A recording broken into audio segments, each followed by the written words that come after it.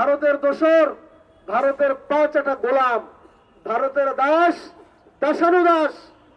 শেখ মুজিবুর রহমান পরবর্তী আমরা দেখলাম বিগত ফ্যাসিস্ট আওয়ামী সরকার হাসিনা, সে এমন ভাবে গোলামি করেছে বাংলাদেশ থেকে কিছু আর দিতে তার বাকি নাই। এখন বাকি ছিল এদেশের মানুষকে ধরে ধরে ভারতের কাছে গোলাম বা দাস হিসাবে বিক্রি করে দেওয়াটাই কেবল তার বাকি ছিল।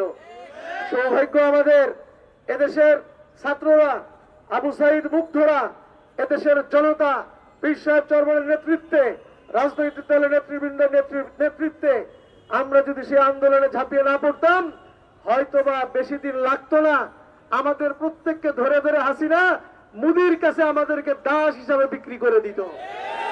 ভাইয়ের আমার, আল্লাহ পাক সহায় হয়েছেন, আমরা মুক্ত হয়েছি এই জুলাই আন্দোলনে। কথা বলেন ঠিক কিনা? ভাইয়ের আমার, এখনো কিন্তু ভারত চুপ হয়ে গেছে যে তা নয়।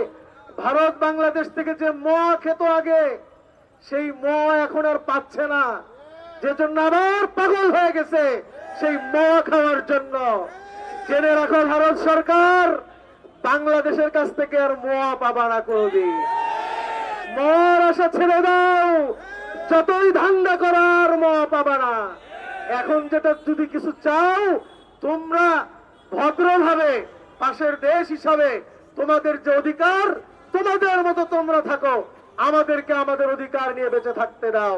যদি বাড়াবাড়ি করো, বাংলাদেশের 18 কোটি মুসলমান আছে মনে রাখবা। আমরা জানি এদেশের অসংখ্য হিন্দু, বৌদ্ধ, খ্রিস্টান, তারা বাংলাদেশকে ভালোবাসে, তারা প্রয়োজনে ভারতের বিরুদ্ধে বাংলাদেশের পক্ষে গর্জে উঠবে।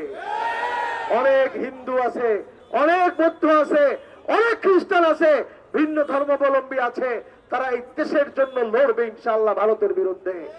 তোমরা যা চিন্তা করেছো হিন্দুদের ধোয়া তুলে কয়েকজনকে সামনে রেখে আওয়ামী লীগের সেই গুন্ডারা, সেই পাপীরা তোরা মাঠে নামতে চাও, মনে রাখিস আমরা সেই সময় বলেছি পুলিশ বাদ দিয়ে আসো, খেলা হবে। তোমরাও বলেছিলে, আমরাও দেখতে চাইছিলাম। তোমরা পুলিশ বাদ দিয়ে তখন আর আসতে পারো না, পুলিশ নামাই দিছ। এখন পুলিশ তোমাদের কথা শুনবে না। কাজেই ওই চিন্তা করে আর লাভ নাই। পীর সাহেব চরমনার নেতৃত্বে যে আন্দোলন করে উঠেছে, তোমাদের মাথা উঁচু করে দেখো। আমরা বলতে চাই, এদেশে তোমরা নাগরিক, তোমাদের রাজনীতি করার অধিকার আছে, বৈধভাবে করো, ভালোভাবে করো, দেশের জন্য করো, কোনো আপত্তি নাই। কিন্তু বাংলাদেশে বসে মত তৈরি করে ভারতকে দিবা, গোলামি করবা, এদেশের মানুষ তা আর হতে দেবে না ইনশাআল্লাহ।